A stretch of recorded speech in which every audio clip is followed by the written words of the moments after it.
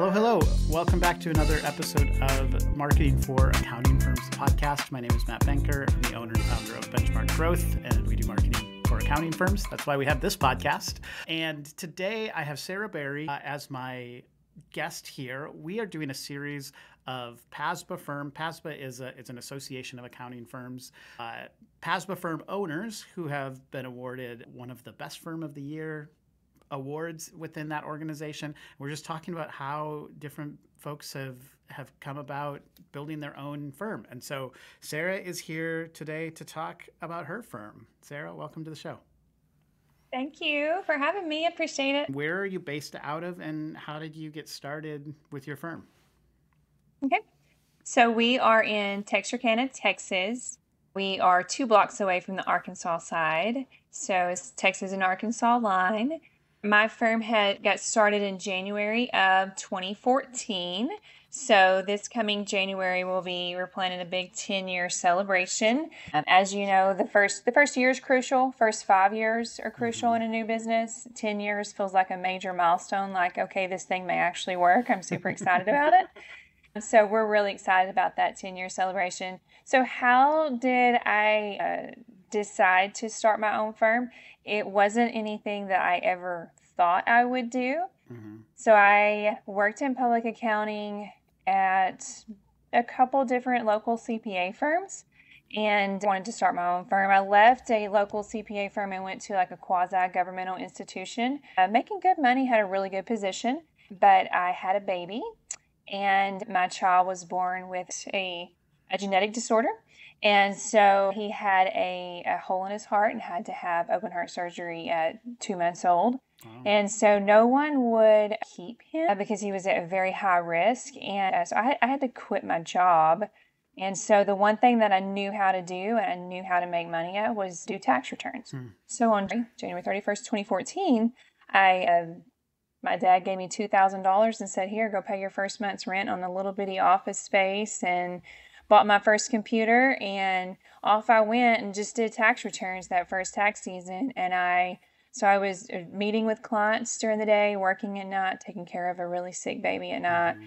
And I was like, okay, well, when tax season's over, I'll get a job, like a real job. And then when tax season was over, I was like, well, maybe I might can find something to do. Mm-hmm. And it just went from there. Wow.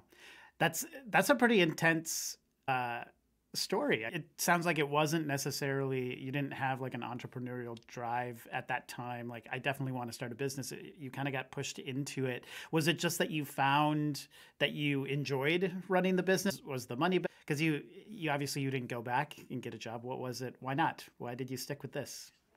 Well, I would say I did have an entrepreneurial spirit. I was manager at the firm I was at for years. And, I seen everything that was wrong and what I would change, but I didn't have the guts to go do it on my own. So this kind of forced me to do it for sure. And then I loved it. I love the relationship with my clients. I love being able to help my clients. I love the flexibility. And that was important to me as a mom. Some careers are not as flexible, but being an accountant is very flexible. It's really a good career for a mom to have. So I was really excited about that, and that probably motivated me more than anything.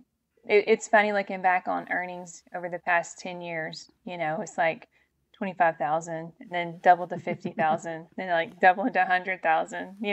Doubling right now would be a really big deal. But looking back, it was comical. But you know what? It paid the bills, and it got to the point to where could eventually hire someone. I did just a practice in 2015.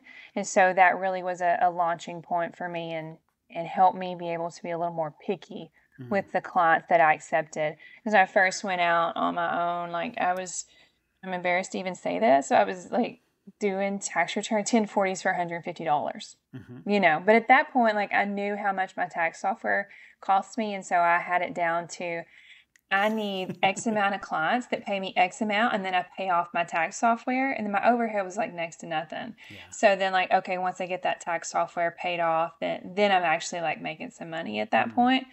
So a long ways. Yeah. I mean, when you start those little things add up. You pay attention to that Mhm. little stuff. Obviously, your firm has grown and evolved over the years. You mentioned you launched in 2014. You purchased another practice in 2015. Was Mhm. that when you started hiring other people to be on your team? How did your firm grow in terms of headcount? So, gosh, I should be better prepared for that question. Oh, it was December of 15 whenever I purchased a practice that really kicked off in January of Hmm. 16. So, hired my first employee in December of 15, and then it went to probably to the next year. Now we are up at 10 years, we're up to 12 Hmm. employees at this point. So, Where Going back just a little bit, who was your who was your first client, or how did you find your very first tax client? it's not hard to find tax clients. It's not hard at all. What was harder was finding the bookkeeping Yeah. clients, you know. So all it takes is word of mouth and like, hey, and then obviously my rates were so cheap. Hmm. I was a CPA Yeah. doing 1040s for $150. I mean, still of a deal. So I was just beating the clients away, you Yeah. know. So that was not a problem at all. What was harder was trying to find those bookkeeping clients and that recurring revenue. So whenever a tax client would come in, you know, I didn't even have a marketing plan or strategy or Hmm. anything like that at the time. Looking back, man, this thing could be so different if I had that in place at the time. But a tax client would come in, it might come up in conversation of, oh, do you do some bookkeeping or payroll? Well, at first I didn't do any of that because it was Hmm. just me, Yeah. you know. But I was like, okay, like if it's going to be just me, I'm going to be very limited. I'm going to have to hire somebody. So I don't have to work 24/7. I can actually be making money when I'm not working. So Hmm. that's an evolution in and of itself, hiring Yeah. that first employee.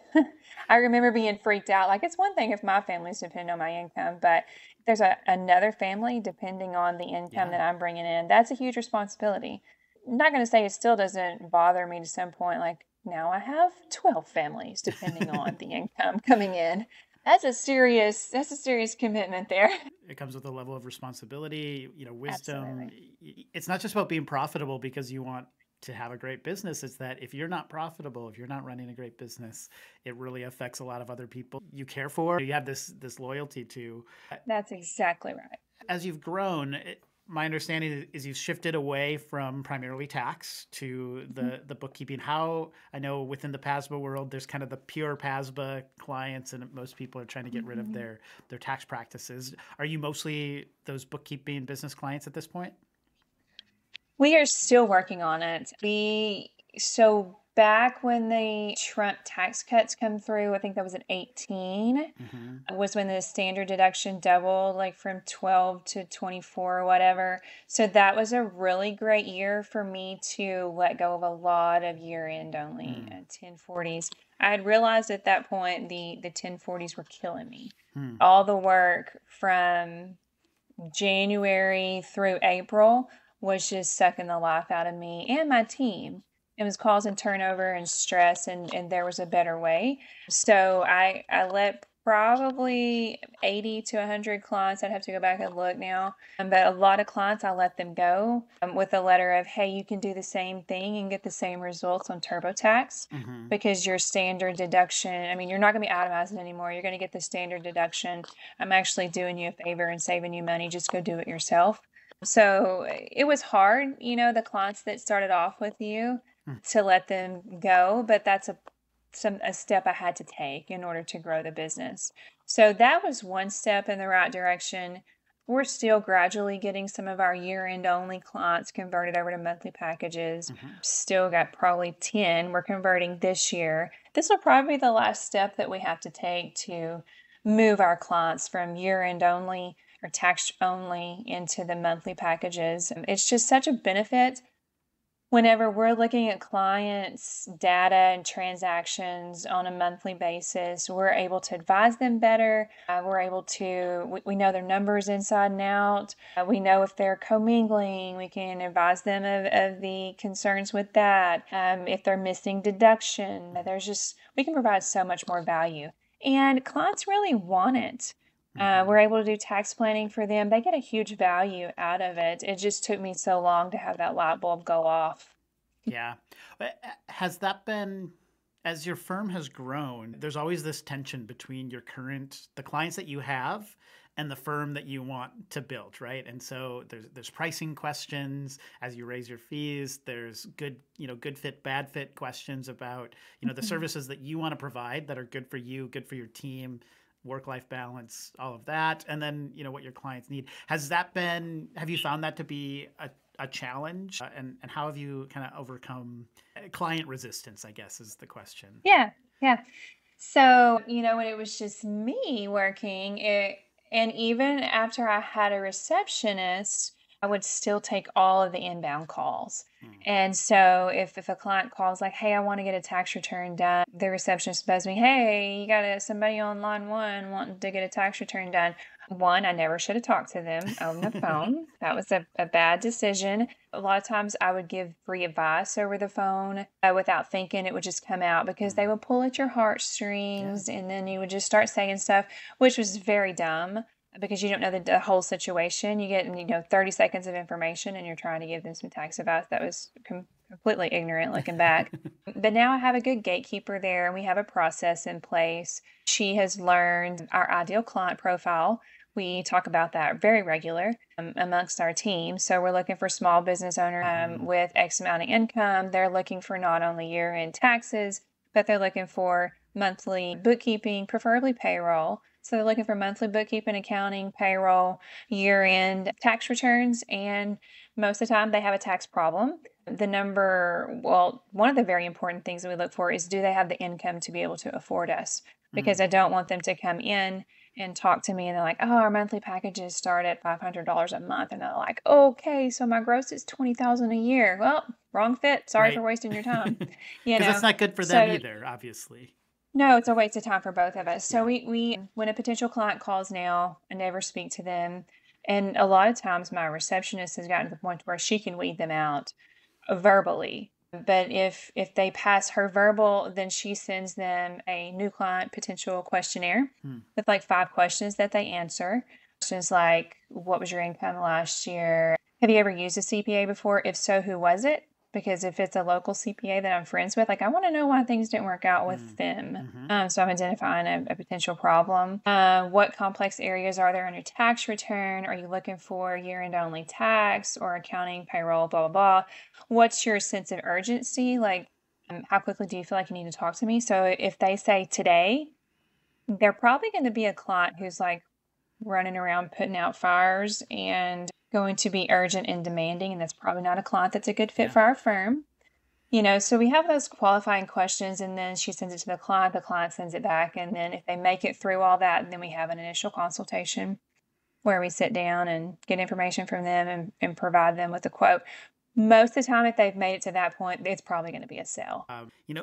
Common wisdom would say you want to reduce as much friction for possible clients as you can, right? You want to make it easy for people to buy from you. But more and more, at least in the accounting space, we actually see the opposite, where the most beneficial thing often that you can do is to add friction to the process in order to make sure that when you do have those conversations, it's a person who's a good fit for you and you're a good fit for them, and you're not wasting so much time on the front end trying to figure this stuff out. You can do so much of it through forms and, like you said, you're having your admin person screen them out, and that's actually, and we're just seeing that across the board actually in other marketing tactics as well. If you're running Google ads, you want to make sure that there's a lot of friction so that you're not driving a ton of 1040 tax clients to your business, because that's actually more of a problem for most firms than not having enough leads, is talking to too many of the wrong leads. So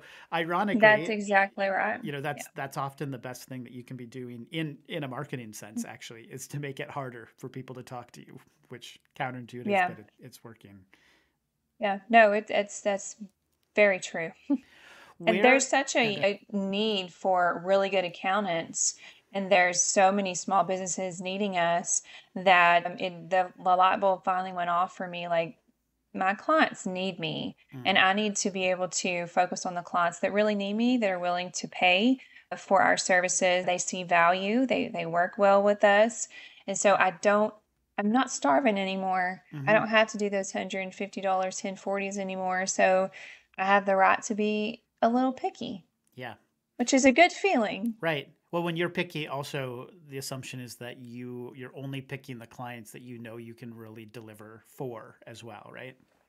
That's exactly right. Exactly right. We used to do what I call AFib, anything for a buck, You come and I would do your tax return. I might even wash your car for $150. Now, I was just desperate at that point, but it's not that way anymore. So just thinking through that process, did you feel like that was something that you just had to go through? And in a sense, does everybody have to go through that phase to get to where you are at? Or would you go back and tell yourself to do things differently? Could you have done things differently in a sense? yeah, I if I had to go back and redo it, I would do things differently. I definitely would not have started off with those 150 1040s, $150 1040s, because that set the bar so low. And those are some legacy clients that still are below market on a lot of those. So it's hurt year after year. So I definitely would not go back and do everything exactly the same for sure. I think the most important thing is realizing the value, realizing the worth and the value that you're providing to clients and billing what you need to bill. From where you sit today, what are you most proud of when it comes to your firm and the thing that you've built? I think our firm has finally got a local reputation of being a wonderful place to work. So to me, that means a lot. And that's more than the money. It means that we're able to attract the talent that we need now. Of course, you have to have the money to be able to pay the salaries that you need to have your people there. But I feel like locally, like if one of our employees are seen in public, oh, you work for Sarah Berry, that's awesome. I heard their firm is doing amazing things, and that's such an opportunity. That means so much to me to know our team is taken care of, and it's a great place to work. That would probably be my number one accomplishment. And clients, the reputation that I feel like we've built with clients as well, because we do have such a gatekeeper that clients, our clients will be like, well, if you can get in with Sarah, she's hard to get in with, but if you can get in with that firm, I promise you will love them. They run their business completely different than anybody else in town. You will absolutely love it. So it's almost like a scarcity feel. Makes you really want it. Yeah, it's very an exclusive opportunity to get to work with Sarah and her team. Yeah. So you were recognized as, I think it was the Midsize Firm of the Year. Was that 2022, I think? Or 23? Yes. Yeah, 2022. No, it's 23. 23. Why do you think your peers recognized you in that way? So I've thought about that before, and I haven't asked them, but I would think it would be because probably I'm there and available to help my peers. I don't think it's because I have the most profitable accounting firm in the midsize practice by far, but it's the trying to do things differently, trying to help other PASBA owners. I'm very involved with PASBA. So I think that's one criteria that's definitely taken into account when you're looking at getting that award. It's not always like how efficient is that firm, how PASBA oriented is that firm, but it's a lot of time has to do with the giving back, the help with a lot of the lunch and learns, and been on the board, am on the board, and stuff like that. So I think that contributed to it a lot. Yeah. When did you find PASBA, and what made you decide to join the association? So I joined in May of 2019 is when it was. And I had found an online group, and somehow between the connections had met John Droughty. And John invited me to come to I think it was Clearwater, Florida conference in May of 2019. And to be honest with you, I was like, oh, tax season has sucked this year, so it'd be nice to go someplace beautiful after tax season's over. And he's like, you should just come as a guest. And so I took my husband and my kids, and we went down there. And I'm not someone that drinks the Kool-Aid immediately. I'm not that person. I have to think about it. I have to think about it a while. And so I left there going, this is different. Like, I don't know. I just wasn't sold on it. But the more I was connected to the forums, and I was like, okay, like, it's not a big cost to buy into it, Mm-hmm. the membership. And so I was like, I can do it and we'll see. And it was very, very life-changing. The most life-changing thing that my firm has experienced, that I've experienced from a business standpoint, for sure. If I hadn't had PASBA going through COVID, I don't know how we would have survived. Just the collaboration, the sharing, not just the sharing of information, but sharing of documents, sharing of an ERC, PPP, all the ins and outs. Like, I've never been in an association that is open and caring and sharing. We steal a lot of stuff from each other, and nobody cares. Yeah, it's a very collaborative and generous Yes. community. My experience is from, I guess, a little bit on the outside, but I'm also part of a marketing community that I think also is very generous, and it's been such a benefit to my business that when I went to a PASBA conference as a vendor and then got to know more of the firms in there, I felt like there was a lot of alignment just from a values perspective, where Yeah. I think a lot of folks have this attitude of, you give generously, and Yeah. you don't know how it's going to benefit you, but it will, right? Mhm. Like, it comes back to you Right. in ways that you may not recognize or expect, but you can really get a lot. You get a lot more out of something by Mm. contributing than by trying to just see what you can get out of it. It's like a roundabout way to do it. You Oh, get by that's giving, right? so true. Very, very true. Very good way to sum up PASBA. It's a lot easier to walk through life with your hand open. You openly give and you openly receive. If you walk around closed-fisted, you don't give anything, you also can't get anything. So Yeah. the more you give, the more you get, definitely with PASBA. Yeah. Well, before we hit record, we talked a little bit about how the face of the accounting industry is changing a little bit. There are more and more women practice owners, and obviously you're one of them. Do you have anything in terms of advice that you'd give to other women owners, or folks who are especially, I guess, anyone who's starting out or wants to do things differently? I would say, as a woman, you can do it. I think for so many years that it has been personified that business owners are men, and maybe the women work for the men, but business owners are men. That is not true. I think we are seeing more women go into accounting now than we ever have, more women than men going into accounting. And it may seem like traditionally a woman is stuck in a bookkeeper role working for a man, but that is not the case. I think women bring a unique value as business owners, where we are able to empathize with clients. We're able to empathize with our employees. I think accounting is made for working moms. I really do. That's what our firm is made up of, working moms. We offer a flexible schedule here. We don't do remote work. I know a lot of PASBA firms, accounting firms, do remote work, and we do not. But we offer a flexible schedule, and that means so much to our employees. Knowing that if I wake up and my kid is sick and puking, like, I can work from home that day, or I can rearrange my schedule and come in on another day. So it just, being a mom, a working mom, and a business owner, you bring so much skills to the job, the ability to multitask. As a mom of young kids, we do it all. We do it all at the same time. Yeah. We juggle the mom duties. We're teacher. We're doing homework. We're wife duties. We're running the business. We're doing the laundry. We're managing all this stuff. You take those same skills and abilities and move them over to a business owner. We make really good business owners. So just do it. Just go for it. That's my advice. That's great. And I mean, my other piece of advice would be, follow your example and build a business that isn't like 70 or 80 hours a week during tax season. Build Oh, something sustainable, right? absolutely. Absolutely. Results focused, not hours focused. I've worked at CPA firms before, and it was like, not focused on getting your work done, but I'm sure in their mind they wanted the work done, but that's not the communication that came out of their mouth. It was, you have a minimum requirement of 55 hours this week. Your Right. minimum requirement is 60 hours this week. And it wasn't like, if you do all these tax returns, then you're free to go home. Right. Instead, it was everybody riding the clock. And it was Yeah. really worried about getting those hours in instead of getting the work done.